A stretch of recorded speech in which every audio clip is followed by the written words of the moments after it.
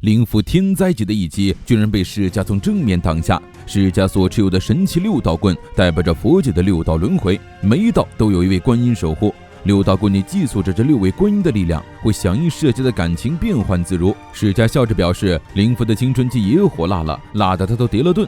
说着，释迦迟钝将巨大的符山顶了回去。灵符怒不可遏，符妖再次变形，既然压不死，那就将你千刀万剐。巨符上镶嵌满了锋利的钢针，释迦的武器也跟着变形。六道棍二之道，畜生道马头观音，正觉涅槃棒。双方想正面刚，释迦也完全不客气地选择了正面对抗。巨斧朝他刮来的瞬间，释迦一个滑铲从灵符身下划过，下一秒灵符双目暴突摔倒在地。释迦居然在滑铲躲避攻击交错的瞬间击伤了灵符的腹部。葛雷大呼爽快之余也有些疑惑，六道棍到底是呼应了什么样的感情才变成狼牙棒的呀？布伦希尔德捂嘴一笑，不受任何拘束，自由自在，这才是释迦。他正在经历的可是史上最强青春期。释迦原名乔达摩·悉达多，是古印度北部释迦族的王子。他从出生开始就有着常人一辈子不可及的一切：尊贵的身份、最好的环境、最好的教育。他诞生那天得到先人预言，他将成为世界的王。悉达多接受了释迦族王子的责任和天定的命运，不负众望的成长为了让万民敬仰的仁德君王。但是在他内心深处，仍然羡慕着能在空中自由翱翔的雄鹰。悉达多前往马拉王国看望他病重的远方表哥加塔卡，他很羡慕平常人家的兄弟能以哥哥弟弟亲密相称，但这并不符合王族的礼仪。加塔卡和悉达多关系很好，强撑着病体和悉达多去花园散心。悉达多不日就要成为释迦国王，成为王为大家带来幸福，这就是他的命运。但加塔卡的神色却并不是很好，释迦转而安慰加塔卡很幸福。马拉王国是个非常强大富饶的国家，人民安居乐业，作为王族没有比这更幸福的了。然而此话一出，加塔卡的表情却更加哀伤了。他问释迦真的觉得自己幸福吗？他马上就要病死了。迄今为止，他都作为一个称职的王，让民众获得幸福而殚精竭虑。所幸他在位期间没有发生战争，国家也很富饶，人们肯定觉得他的人生是幸福的人生。加塔卡咳出一口血，他问释迦，自己的人生到底是谁的东西？王族的身份，优越的生活，他从未主动选择过什么，那些全都是被赋予的幸福。远处的人们吃的是什么味道的炒豆子？奔流的大河会去向何方？头顶的星空究竟离自己有多远？他对此一无所知。即使加塔卡很快笑着让悉达多忘记他死前的胡言乱语，但他的话却深深震撼了悉达多。不久之后，加塔卡病逝了。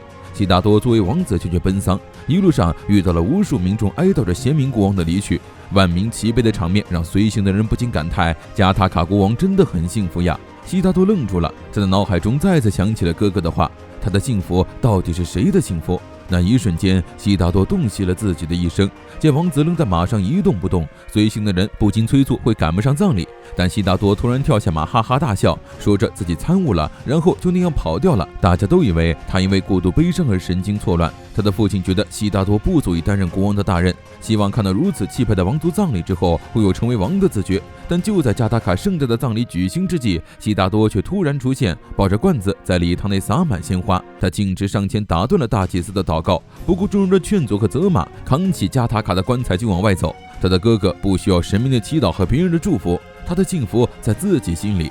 悉达多将棺材放入河中顺流而下，让加塔卡用自己的眼睛去看看这个世界。沉睡在鲜花中的加塔卡似乎在微笑一样。之后，悉达多抛弃了自己的一切，奔入荒野，独自一人行走在天地之间，给快要饿死的苦行僧喂饭，救下被当作祭品的少女。对于释迦来说，人和神没什么两样。否定自身幸福的人，强迫别人接受命运的人，就算是神，他也照打不误。而以众神为敌的理由，也仅仅只是讨厌而已。所以布伦希尔德才会说，释迦现在正在经历着最强的青春期。扶摇和涅槃棒再次打击在一起，可怕的黑色怨气化为实体的尖刺，从开裂的地板朝四面八方延伸。见仍未能伤到释迦，灵符的不幸再次积累，扶摇变形成2把由骨头连接的大砍刀，灵符双手举着砍刀冲向释迦，涅槃棒无法完全防御，6道棍再次变形，一之道，天道如意观音，12天符。释迦横起天赋拦下双刀，双方终于迎来了对战以来第一次超近战正面交锋。两人你来我往，乍一看势均力敌，但实则完全是释迦的单方面戏耍灵符。瞄准释迦落地的时机，灵符将砍刀成剪刀状朝释迦合拢。然而释迦只是撑起天符转了个圈，就轻松将双刀弹开。随后趁灵符门户大开，天符挑起，在他胸膛上留下一道深刻坚固的伤痕。被打中的愤怒让灵符的不幸再次增加，双刀化为一柄巨大的铁锤，顶部开裂之后，形成了数把肋骨般的狰狞巨刃，从四面八方朝着释迦倾泻而下。释迦不慌不忙，六道棍再次变形，二之道、人间道、不空卷锁观音、金刚独骨剑。灵符的刀刃就像飘带一样任意舞动，直直地朝释迦的方向扎去。可怕的冲击力将释迦身前的一排地板砸碎，所到之处皆被毁了个彻底。释迦在场内游刃有余的灵活游走，那些利刃完全碰不到他的后脚跟。他无比帅气地拦下刺向观众的攻击，立刻收获了人类数不胜数的赞美。释迦准确无误地挥舞着剑，竟然硬生生地从怒涛般的斧摇之中开辟了一条路来，紧接着自上而下将灵符的刀刃尽数砍断。灵符慌张地将武器化为斧抵挡，释迦的强大让众神都忍不住喝彩。这话落在灵符这儿异常刺耳。从前也好，现在也好，所有人的目光只落在释迦身上，嘴里喊着都是释迦的名字。灵符越想越气，巨斧的顶端猛地窜出长长的尖刺，擦着释迦的面门轰向身后的观众席。为什么就是不看他？释迦告诉他，唯有自己才是真正的主人。他指着自己的心，你要学会爱自己才对。灵符茫然无措，只能继续朝释迦攻击。他根本听不懂释迦说的话，却又听释迦说：“我倒是很喜欢你啊！”灵符急速的后窜出去，大喊着不要用花言巧语来骗他。却见浑身散发佛光的释迦神色无比的认真。这一刻，灵符终于明白了。一直以来，他都想变得和释迦一样，也想变得被别人喜欢。灵符的心中没有了不幸，武器也渐渐化为乌有。释迦笑着夸赞灵符，他现在的表情非常美丽呢。说着，释迦扔下武器，赤手空拳地朝灵符发出邀请，而灵符也握紧拳头朝释迦冲去。两位神明的拳头毫不留情地轰在对方的脸上。明明是个人类，释迦却比任何人都要了解他。拳头相撞的那一刻，灵符感受到了前所未有的幸福，褪去了人和神的外衣，他首次得到了救赎。灵符的脸上露出了前所未有的笑容。随后，释迦一记威力十足的右直拳将灵符狠狠击飞，灵符倒在地上，身上的不幸渐渐消散，他终于恢复了原本的样子。感受到前所未有幸福的灵符畅快地大叫着，他会再一次的去相信自己曾经做的事，相信把那些想给他带来幸福的人，为了让他喜欢上自己。但此时谁都没发现，灵符头上的角突然脱落，并如同有意识一样长出螺纹纹路，下一秒狠狠插入他的太阳穴。灵符面容扭曲地发出痛苦的嘶吼，巨大的痛楚迫使他重新站起，长角陡然变大之后，居然如活物般从嘴和心脏钻入体内。事情发生得太快，甚至连离得最近的释迦都没能反应过来。灵符不断的哀嚎，紧接着两条巨龙从他体内飞出，在空中盘旋几圈之后再次冲向灵符。灵符绝望地朝释迦求救，但释迦根本来不及救人，灵符就已经被巨龙团团围住。一阵巨大的风浪之后，灵符所在的位置出现了一颗巨蛋，下一秒两只大手破蛋而出，那一瞬间释迦毫不犹豫地往后退避，并不是因为他看见了未来，而是因为他什么都看不见。一个充满不祥的可怕巨人从龙蛋中诞生。神策斗士别西卜正看着这一幕，至纯之光和纯黑之阴交汇之时，冥府之角将苏醒，就此诞生永恒的黑暗。他就是传说中冥界的狂战士第六天魔王波旬。竞技场上阴云滚滚，面对浑身散发杀气的魔王波旬，释迦神色凝重，严阵以待。格雷吓坏了，这突然冒出的到底是个什么东西？不论希尔德捂着脑袋崩溃倒地，他也完全不知道啊。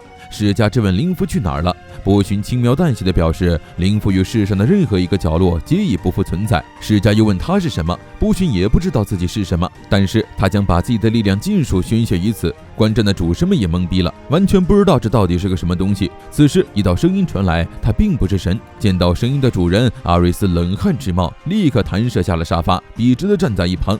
一位戴着半脸面具的帅哥走了过来，气场十足地坐在了沙发上。他正是希腊的冥王哈迪斯。哈迪斯之所以降临神界，是因为听说他的弟弟波塞冬输掉了。宙斯凑过来表示这个话题他们已经结束了。他问哈迪斯，既然一口咬定场上那个不是神，他一定知道些什么的。哈迪斯表示，那是冥界自古记载的传说中的狂战士。在神话记载中，世界分为三层：众神与魂魄所居住的天界，人类与众生息息相关的人界，以及被称为地狱的冥界。在冥界的传说中，至白之光和纯黑之阴交汇之时，冥府之角将苏醒，就此诞生出永恒的黑暗，其名为第六天魔王。但是身为冥界之父的哈迪斯也是第一次见到波旬，而为什么天界的一界神明会化为传说中的波旬，他更是百思不得其解。竞技场上，波旬突然向释迦道谢，表示自己还不太熟悉这具身体，可能会在瞬间将他解决。紧接着，波旬右臂突然伸出一把利刃，朝世家兜头砸下。世家竖起独孤剑，勉强挡下这一击。他脚下的地板轰然碎裂，但紧接着，波旬就以极快的速度不断朝世家发起攻击。世家奋力挥剑抵挡，格雷不断安慰世家一定没问题的，毕竟他可以提前看到攻击。布伦希尔德脸色铁青地发现了问题，世家什么都看不到，他从那个波旬身上感受不到任何亮光，而是纯粹的黑暗。世界的证据阿赖耶识，正确来说是看到灵魂的行动。一个人想要做什么的时候，意识会被肉体率先行动。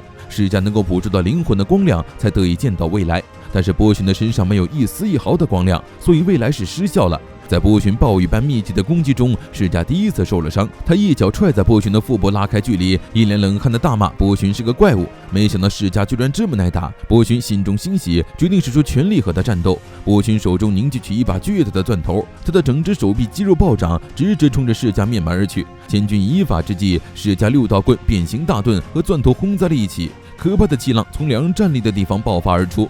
烟尘散尽之后，鲜血滴落在地。波旬有些惊讶地收回手，世家的大盾竟然硬生生地被他钻出了一个洞，而未能挡下的钻头直接划伤了世家的左眼。波旬突然露出猖狂大笑，直呼可惜。世家未来是失效，左眼被废。这一场战斗的结果究竟如何？